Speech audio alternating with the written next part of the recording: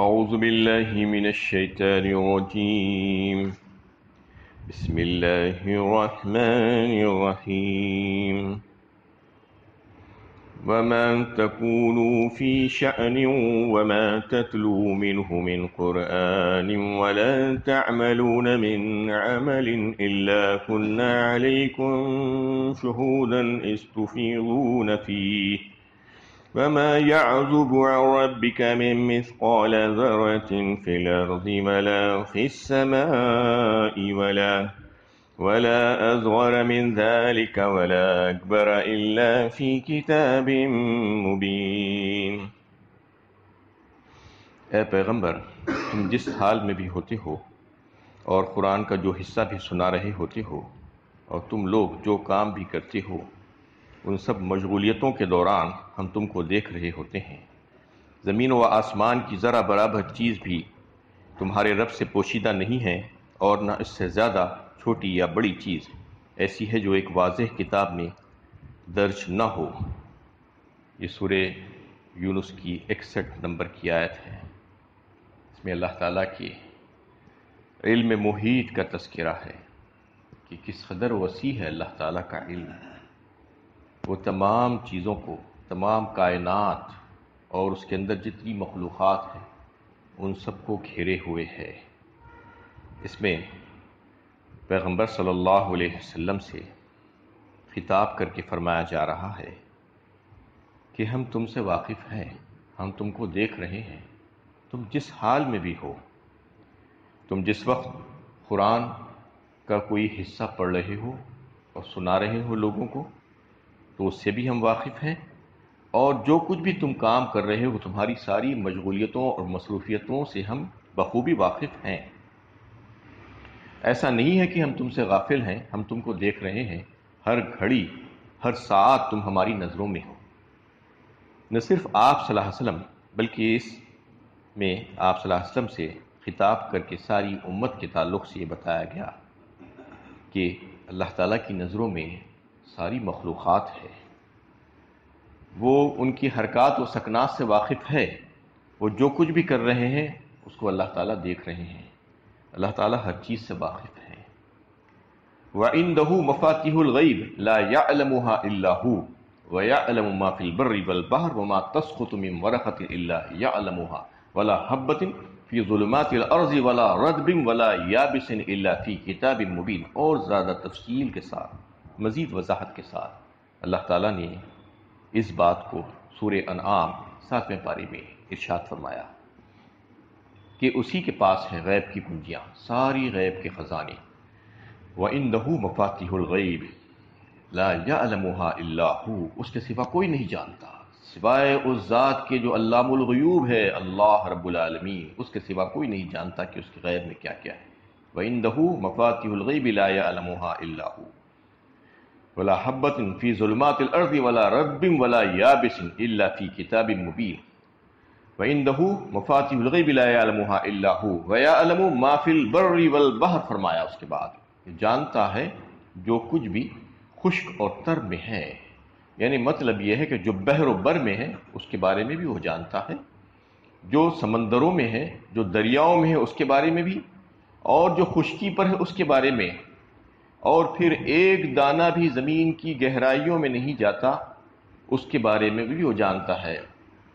وَلَا رَطْبٍ وَلَا يَابِسٍ إِلَّا فِي كِتَابٍ مُبِينٍ، خشک و تر جو دانہ ہے جو زمین میں جا کر نکلتا ہے، جو چھپ جاتا ہے، اس کے بارے میں بھی وہ اس سے بھی واقف ہے۔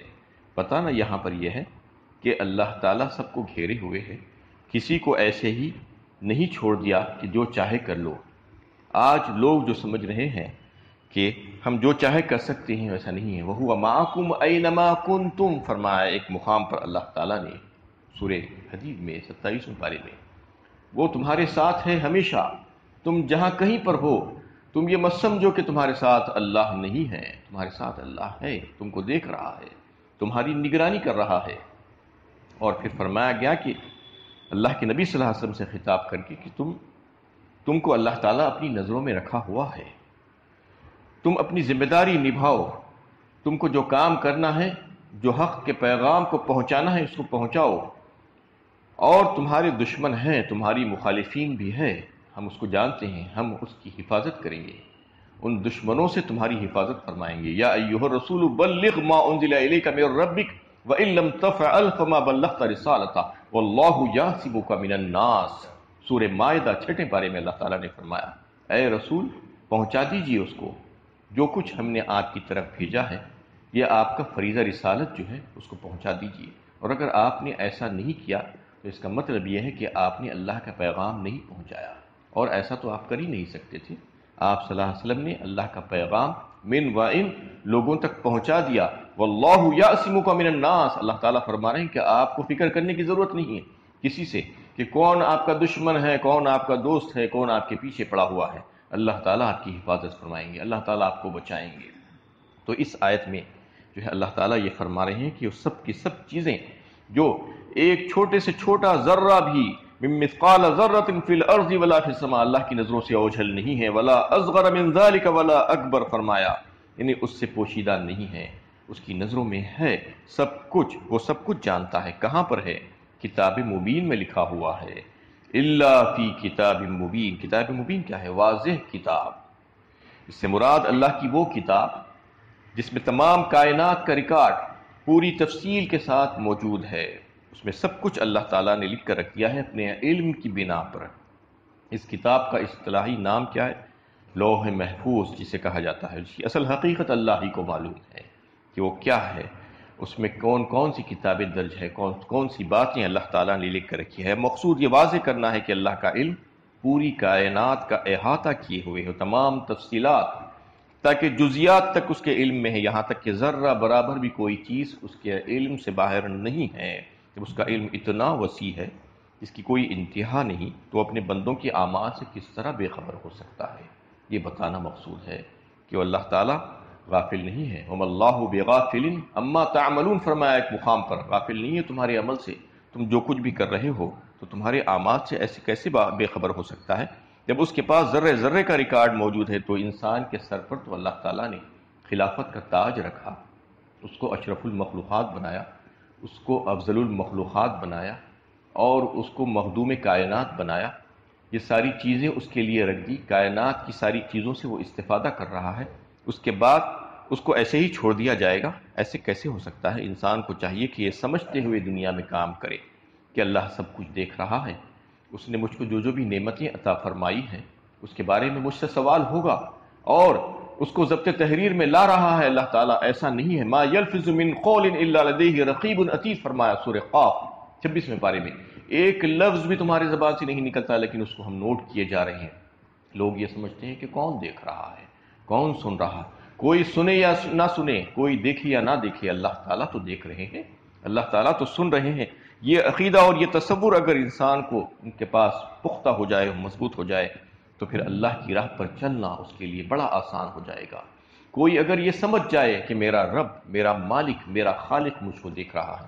آج دنیا میں اگر آپ کو تھوڑا سا اندازہ ہو جاتا ہے کہ آپ کو سی سی کیمرہ میں جو ہے لیا جا رہا ہے، آپ کی ریکارڈنگ چل رہی ہے، تو آپ کتنے محتاط ہو جاتے ہیں۔ ہر جگہ آپ احتیاط سے قدم اٹھاتے ہیں، کہیں پر کوئی غلط قدم نہ اٹھنے پائے۔ آپ یہ دیکھتے ہیں، جب آپ کو یہ احساس ہونا چاہیے کہ آپ کا رب تو جو ہے ایسے کیمراز لگا کے رکھا ہے جو آپ کے جسم میں بھی ہے، زمین پر بھی ہے، اور جس حصے میں آپ رہ رہے ہیں وہاں پر ہر جگہ ہے، اور وہ فیل ہونے والے نہیں ہیں۔ یہاں کے کیمراز فیل ہو جاتے ہیں، خراب ہو جاتے ہیں، اس کو مینٹیننس کی ضرورت پڑتی ہے، لیکن وہاں کے کیمراز فیل نہیں ہوتے۔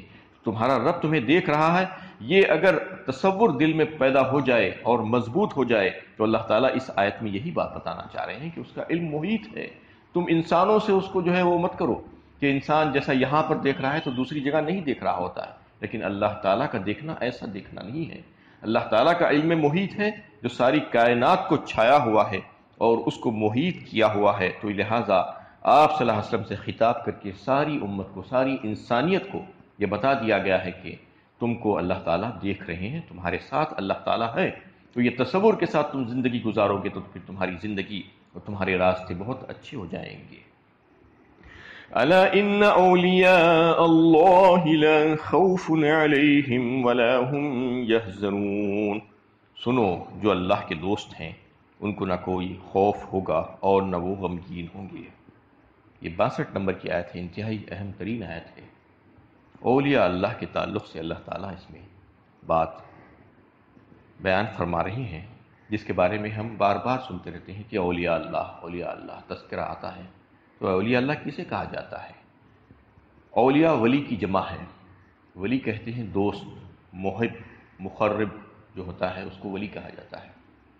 عام حالات میں ہر مخلوق اللہ تعالیٰ کی، چاہے وہ انسان ہو یا حیوان ہو، اس کو ایک درجہ قرب کا اللہ تعالیٰ کا حاصل ہے۔ اسی کی وجہ سے اس کی پیدائش ہوئی ہے۔ اللہ تعالیٰ کا اگر قرب اس کو نہیں ملتا، ایک درجہ عام، تو پھر وہ اس کو پیدا بھی نہیں کیا جا سکتا تھا۔ اس کو پیدا کرنا اللہ تعالیٰ نے ایک عام حالت میں تو ایک قرب کا درجہ تمام مخلوقات کے لیے رکھا ہے، لیکن ایک قرب خاص بھی ہے جو مخصوص ہے اللہ کے کچھ بندوں کے لیے۔ وہ کیا ہوتا ہے کہ اللہ تعالیٰ کے تقرب اور اللہ تعالیٰ کی محبت، اللہ تعالیٰ کی ولایت جو ہے کچھ لوگوں کو حاصل ہوتی ہے، اس کو کہا جاتا ہے کہ محبت کا درجہ، جس کو محبت کا درجہ مل جائے اسے اولیاء اللہ کہا جاتا ہے، ولی اللہ کہا جاتا ہے، جس کو اللہ تعالیٰ کی محبت کا درجہ مل جائے۔ ساری مخلوقات کو اللہ تعالیٰ کی محبت کا درجہ نہیں ہے، ایک قرب حاصل ہے جس کی وجہ سے وہ پیدا ہوئے ہیں، لیکن اس میں سے چند مخصوص لوگ ہیں جن کو اللہ تعالیٰ کا قرب، تقرب خاص، محبت اور ولایت حاصل ہوتی ہے، اس کی وجہ سے وہ اولیاء اللہ کہے جاتے ہیں، اللہ تعالیٰ کے ولی، اللہ تعالیٰ کے دوست۔ تو ان کی پہچان کیا ہوتی ہے؟ اللہ تعالیٰ نے خود یہاں پر کچھ باتیں بتائی ہیں اس آیت میں اور اگلی آیت میں، اور آپ صلی اللہ علیہ وسلم کے ارشادات کے ذریعے سے بھی ہمیں کچھ باتیں معلوم ہوئی ہیں کہ اولیاء اللہ کی پہچان کیا ہے۔ تو سب سے پہلی پہچان اللہ تعالیٰ نے خود اس آیت میں جو بتائی ہے، لا خوف علیہم ولا ہم یحزنون، فرمایا ان کو نہ خوف ہے اور نہ وہ غمگین ہوں گے۔ خوف کا تعلق مستقبل سے ہوتا ہے اور غم کا تعلق ماضی سے ہوتا ہے۔ مطلب یہ ہے کہ خوف کب ہوگا انسان کو؟ آگے آنے والے حالات جو مستقبل میں پیش آنے والے ہیں۔ کون سے سب سے بڑے حالات جو واقعات پیش آنے والے ہیں؟ وہ ہیں قیامت کی ہولناکیاں۔ قیامت کی ہولناکیوں کے تعلق سے ان کو خوف بہت کم ہوتا ہے۔ کس وجہ سے کم ہوتا ہے؟ یہ اس وجہ سے کہ انہوں نے اپنی زندگی خدا خوفی میں گزاری ہے۔ ہمیشہ اللہ سے ڈرتے ہوئے جو زندگی گزارے ہیں، تو پھر خوف ایک بار ہی ہوگا، چاہے یہاں پر خوف کر لو یا یہاں پر نڈر بن جاؤ تو پھر وہاں پر خوف ہونا پڑے گا تمہارا۔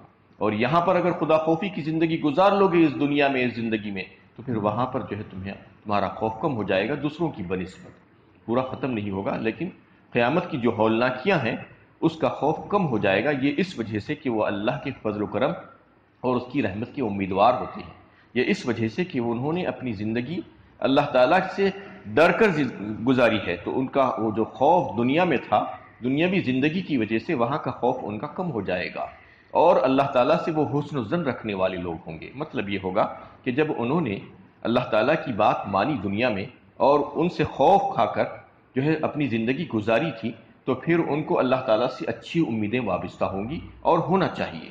جو لوگ اللہ سے ڈر کر زندگی گزارتے ہیں ان کو اچھی امیدیں وابستہ ہونا، اور جو لوگ نڈر بن کر زندگی گزارتے ہیں ان کو اللہ سے اچھی امیدیں نہیں لگانا چاہیے، اس لیے کہ ان کے لیے عذاب تیار ہے۔ اور ایسے لوگوں کے لیے جو اللہ کے دوست ہیں، وہ اپنی زندگی بھر اللہ سے ڈرتے رہے، خوف کرتے رہے، تو اس لیے وہاں پر ان کا خوف جاتا رہے گا، وہ اللہ تعالیٰ سے حسن و ظن رکھنے والے لوگ ہوں گے۔ اور وَلَا هُمْ يَحْزَنُونَ، دوسری بات، ان کی دوسری پہچان یہ بتائی کہ وہ غمگین نہیں ہوں گے۔ غمگین مطلب یہ ہے کہ جو ماضی میں جو گزر چکا ہے، یعنی دنیا میں ان کو بہت سی چیزیں نہیں ملی تھی، جو دنیا کی لذتیں ہیں اس سے وہ محروم رہے تھے، تو اس وجہ سے وہ جو دنیا کی چیزیں ان سے چھوٹ گئی تھی اس کا ان کو غم نہیں ہوگا۔ مطلب یہی ہوگا کہ دنیا میں بہت سی چیزیں جو دوسرے لوگ حاصل کر لیے تھے ان کو حاصل نہیں ہوئی تھی، اس کا وہ غم نہیں کریں گے وہاں پر جانے کے بعد، اس لیے کہ اللہ تعالیٰ ان کو اتنی چیزیں دے دیں گے وہاں پر کہ وہ پچھلی چیزیں وہ بھول ہی جائیں گے۔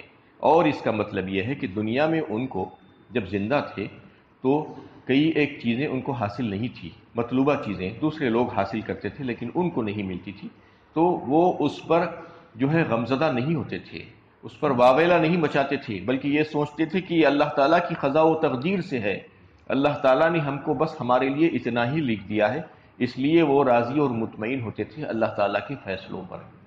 ایک مطلب یہ بھی ہے کہ دنیا میں رہتے ہوئے بھی وہ غمگین نہیں ہوتے تھے، ان کو غم نہیں تھا، حزن اور ملال نہیں تھا کہ کوئی چیز ان کو ملی ہے یا نہیں ملی ہے، جیسا کہ دنیا میں بہت سے لوگوں کو بہت سی چیزیں ملتی ہیں، اللہ کے جو خاص بندے ہیں، جو نیک بندے ہیں، وہ حلال و حرام کی تمیز کرتے ہوئے زندگی گزارتے ہیں، جو اللہ سے ڈرتے ہوئے زندگی گزارتے ہیں، تو ان کے لیے بہت تھوڑی چیزیں رہ جاتی ہیں، اس پر بھی وہ راضی اور مطمئن ہوتے ہیں۔ اس کا مطلب ایک یہ ہے۔ تو یہ دو باتیں اللہ تعالیٰ نے اس آیت میں بیان فرمائی کہ ان کی یہ صفتیں ہیں، اور ان کی پہچان میں سے یہ دو چیزیں، لا خوف علیہم ولا هم یحزنون فرمایا۔ اس کے بعد دوسری آیت میں فرماتے ہیں کہ الذین آمنوا وکانوا یتقون، یہ وہ لوگ ہیں جو ایمان لائے اور جنہوں نے تقوی اختیار کیا۔ یعنی اور دو صفتیں، ایمان والے بندے ہوتے ہیں اور متقی پرہیزگار ہوتے ہیں۔ ایمان اللہ تعالیٰ کے اوپر دل و جان سے لاتے ہیں، قلب کی گہرائیوں سے ایمان رکھتے ہیں، صرف سرسری ایمان نہیں، اور پھر اس کے بعد اللہ سے ڈر کر زندگی گزارتے ہیں، یعنی اللہ سے ڈرنے والے لوگ ہوتے ہیں، نڈر نہیں ہوتے ہیں۔ تو یہ دو صفتیں ایسی بتائی گئی، یہ بنیاد ہے اصل قرب کی، یہ اصل جو ہے وجہ ہے قرب کی، اللہ تعالیٰ کا قرب حاصل کرنے کا ذریعہ جو ہے جو ہو سکتا ہے، تو دو باتوں میں اللہ تعالیٰ نے بیان فرما دیا۔ انتہائی چھوٹی آیت ہے لیکن اس میں ان کے اوصاف بیان فرمائے، یہ بھی صفتیں، یہ بھی پہچان ان میں ہوتی ہے کہ وہ ایمان والے بندے ہوتے ہیں۔ غیر مومن نہیں ہو سکتا کوئی اللہ کا مقرب، جو سب سے پہلی شرط اس کی یہ ہے کہ وہ ایمان لانے والا بندہ ہو اور پھر اللہ سے ڈر کر زندگی گزارنے والا بندہ ہو۔ یہ دو صفتیں جن میں پائی جاتی ہیں، جو متقی اور پرہیزگار ہے اور مومن بندہ ہے تو وہ اللہ کا ولی ہے، اس سے یہ معلوم ہوتا ہے۔ یعنی جو اللہ سے ڈر کر زندگی گزارنے والا مومن بندہ ہے تو وہ اللہ کا ولی ہے، یقیناً اس میں کوئی شک و شبہ نہیں ہے۔ لیکن بہت سے لوگ یہ سمجھتے ہیں کہ اللہ کے ولیوں کے ساتھ جو ہے اظہار کرامت بھی ضروری ہے، ان سے کرامت کا اظہار بھی ہونا ضروری ہے، یہ شرط نہیں ہے۔ اسی وجہ سے بہت سے لوگ آج اپنے بنائے ہوئے ولیوں اور پیروں کے تعلق سے ان باتوں کو مشہور کر دیتے ہیں کہ یہ فلاں کرامت ان سے صادر ہوئی تھی، فلاں کرامت ان سے صادر ہوئی۔ یہ کیوں کیا جاتا ہے؟ یہ خود اپنے آپ گھڑ لیتے ہیں، جن کو وہ ولی سمجھتے ہیں اور جن کو وہ اپنا جو ہے پیر سمجھتے ہیں اور نیک سمجھتے ہیں ان کی نظروں میں، تو ان کے تعلق سے کرامتیں مشہور کرنا شروع کر دیتے ہیں۔ ایسے بہت سے واقعات آپ آج دیکھتے ہیں دنیا میں کہ کرامت فلاں ولی سے فلاں کرامت، فلاں ولی سے فلاں کرامت کو جوڑ دیتے ہیں۔ یہ دھندا چلانے کے لیے کرتے ہیں وہ لوگ، اپنی دکانیں چمکانے کے لیے، ان کا روزگار ہے یہ، اور یہ چاہتے ہیں کہ یہ کرامتیں مشہور کر کے فلاں ولی کے ساتھ لوگوں کو بلایا جائے اور اپنی زندگی کو جو ہے گزارا جائے، یہ کام ہوتا ہے۔ اس وجہ سے کرامتوں کا اظہار کرتے ہیں وہ ولیوں کے ساتھ جوڑ کر، جبکہ کوئی ولی کے ساتھ کرامت ہونا یہ شرط نہیں ہے، یہ لازم نہیں ہے، یہ سمجھ لینا چاہیے۔ کتنے لاکھوں کروڑوں اللہ تعالیٰ کے اولیاء ایسے گزرے ہیں جن کے ہاتھوں پر کوئی کرامت کا اظہار نہیں ہوتا، کشف و کرامت کا ظہور ضروری نہیں ہے ولی کے لیے، کیونکہ یہ شرط اللہ تعالیٰ نے نہیں رکھی۔ شرط اصل تو یہ ہے جیسا کہ پہلے یہ بتایا گیا، اور پھر اصل یہ ہے کہ متبع سنت ہو، وہ اللہ سے ڈرنے والا مومن بندہ جو متقی ہے، وہ چاہے اس کے ہاتھ پر کرامت کا اظہار ہو یا نہ ہو، وہ اللہ کا ولی ہے بے شک و شبہ۔ اس کو کوئی ولی سمجھو یا نہ سمجھو، وہ اللہ کا ولی ہے، کیونکہ جو بھی کرامتیں کسی بزرگ کے ہاتھ پر ظاہر ہوتی ہیں وہ اللہ کی مشیت سے ہوتی ہیں، اس بزرگ کا اس میں ہاتھ نہیں ہوتا ہے، اللہ تعالیٰ کی طرف سے ہوتی ہیں۔ وہ بزرگ کے ہاتھ پر اللہ تعالیٰ جو کرامت کا اظہار فرماتے ہیں وہ اللہ تعالیٰ کا فعل ہے، وہ یہ نہ سمجھنا کہ وہ بزرگ اپنے آپ کر لیے ہیں، نہیں۔ کرامت تو کیا، اللہ تعالیٰ کے انبیاء علیہ السلام جو ہے جن کے ہاتھ پر معجزات کا اظہار ہوا ہے، وہ بھی اپنی مرضی سے نہیں کر سکتے تھے۔ کئی ایک مقامات پر اس سے پہلے بھی میں نے آپ کے سامنے وہ آیتیں پیش کی ہیں کہ اپنی مرضی سے سید الانبیاء صلی اللہ علیہ وسلم بھی کرامت معجزے کا اظہار نہیں کر سکتے تھے جب تک کہ اللہ تعالیٰ نہ چاہے۔ تو یہ مشہور کرتے ہیں اپنے کاروبار کے لیے کہ فلاں ولی کے ساتھ فلاں کرامت، کیونکہ کرامت اگر ہوئی بھی ہے تو آپ کو اس سے کیا لینا دینا ہے؟ وہ اللہ تعالیٰ کا فعل تھا، وہ اللہ تعالیٰ اپنے وقت میں ان بزرگ کے ہاتھ پر اس کو اظہار فرما دیے، بس اتنا ہی کافی ہے۔ اتنا مان لینا کہ کرامت ہوتی ہے اللہ کے نیک بندوں کے ہاتھوں پر اور معجزات ہوتے ہیں اللہ کے انبیاء السلام پر، یہ اس پر یقین رکھنا اور ایمان رکھنا کافی ہے۔ تو اس میں یہ بات واضح کر دی گئی کہ یہ جو ہے اللہ کے کوئی ولی ہیں تو یہ نہ سمجھنا چاہیے کہ ان کے ہاتھ پر کرامت کا اظہار بھی ہونا ہی چاہیے، ہاں یہ دیکھنا چاہیے کہ وہ بندے اللہ سے ڈرنے والے ہیں یا نہیں ہیں۔ انما یخشی اللہ من عبادہ العلماء فرمایا سورہ فاطر 22ویں پارے میں اللہ تعالیٰ نے۔ سب سے زیادہ ڈرنے والے اللہ سے کون ہوتے ہیں؟ جو علم رکھنے والے جو بندے ہیں، اللہ کے بندوں میں سے جو علم رکھنے والے ہیں وہ سب سے زیادہ ڈرنے والے ہوتے ہیں۔ ایسے ہی اللہ کے نبی صلی اللہ علیہ وسلم کے تعلق سے یہ باتیں واضح ہوتی ہیں کہ آپ صلی اللہ علیہ وسلم بڑے رنج و غم میں رہا کرتے تھے، اور آپ صلی اللہ علیہ وسلم خود یہ فرمائے، یہ حدیث میں یہ باتیں آتی ہیں کہ آپ یہ فرماتے تھے کہ مجھے اللہ کا خوف بہت زیادہ ہے، تم سب میں سب سے زیادہ مجھے اللہ کا خوف ہے۔ تو یہ اللہ کا خوف آپ صلی اللہ علیہ وسلم کے درجات کی بلندی کا باعث بنتا تھا۔ اور اسی طریقے سے صحابہ کرام میں جو بڑے درجے کے صحابہ کرام ہیں، جو خلفائے راشدین ہیں، حضرت ابو بکر صدیق رضی اللہ تعالیٰ عنہ، حضرت عمر، حضرت عثمان اور حضرت علی اور دیگر جو صحابہ اور تابعین اور صالحین امت، ان کے تعلق سے آتا ہے کہ ان کے پاس خدا خوفی اور آخرت کا خوف اس قدر زیادہ تھا کہ وہ روتے تھے اللہ کے سامنے بیٹھ کر اور اللہ سے معافی مانگتے تھے، توبہ استغفار کرتے تھے۔ یہ خوف ان کو جو ہے، یہ ایسے واقعات کئی ایک ملتے ہیں۔ تو اس میں اصل ولی کی شان جو ہے وہ بتایا گیا ہے کہ وہ یہی ہے کہ وہ اللہ سے ڈرنے والا ہو۔ یہ دو باتیں یہاں پر اللہ تعالیٰ نے ان آیتوں میں واضح فرما دی کہ وہ ان کو کوئی خوف نہیں ہوتا ہے اور کوئی غم نہیں ہوتا ہے، اور وہ ایمان رکھنے والے بندے اور اللہ سے ڈرنے والے بندے ہوتے ہیں۔ اور ایک بات جو ہے آپ صلی اللہ علیہ وسلم کے ارشادات سے یہ بات وہ معلوم ہوتی ہے کہ وہ ہر حال میں اللہ تعالیٰ کی اطاعت کرنے والے ہوتے ہیں، ہمیشہ ہر حال میں کبھی بھی اللہ کی اطاعت سے غافل نہیں ہوتے، اور ان کی زبانوں پر اللہ کا ذکر رہتا ہے۔ یہ بھی ان کی پہچان ہے کہ وہ ہر حال میں اللہ کا ذکر کرتے رہتے ہیں اور اللہ کی اطاعت سے کبھی بھی غافل نہیں ہوتے۔ اور ایک پہچان ان کی حدیث قدسی میں جو ہے اللہ تعالیٰ نے خود ارشاد فرمایا ہے اس کے تعلق سے کہ میرے بندوں میں سے وہ بندے جن کی یاد سے میری یاد آ جائے اور میری یاد سے ان کی یادیں تازہ ہو جائے، یہ میرے ولی ہیں۔ اللہ تعالیٰ خود فرمائے حدیث قدسی میں کہ وہ بندے میرے بندوں میں سے جن کو یاد کرنے سے میری یاد تازہ ہو جائے اور ان کو دیکھنے سے میری یاد تازہ ہو جائے، اور میرا ذکر جب آئے تو پھر ان کا ذکر بھی تازہ ہو جائے تمہارے دل و دماغ میں، اور جب تم ان کی محفلوں میں بیٹھو تو پھر میرا ذکر وہاں پر بلند ہو اور دنیا کی جو فکریں ہیں وہ کم سے کم ہو جائے۔ ایسا ہونا چاہیے۔ اللہ کے ولیوں کی پہچان یہ ہے کہ ان کی محفل اور مجلسوں میں اگر آپ بیٹھیں تو دنیا کی باتیں بہت کم، اللہ کی باتیں بہت زیادہ، اللہ کا ذکر بہت زیادہ ہونا چاہیے، اور دنیا کی فکروں سے آزاد ہو جانا چاہیے، اور ان کو دیکھ کر اللہ یاد آئے، ان کا ذکر آ جائے تو اللہ کی یاد آ جائے، اور اللہ کا ذکر آئے تو ان کی یاد آ جائے۔ دونوں ایک دوسرے سے ایسے متصل ہو جانا چاہیے۔ اللہ تعالیٰ خود حدیث قدسی میں فرما رہے ہیں، اور ہمیشہ وہ اللہ تعالیٰ کے احکامات کو پورا کرنے والے، ان کی اطاعت کرنے والے لوگ ہوتے ہیں، ان کو کبھی خوف اور غم نہیں ہوتا ہے، اور وہ ایمان والے بندے اور متقی اور پرہیزگار ہوتے ہیں۔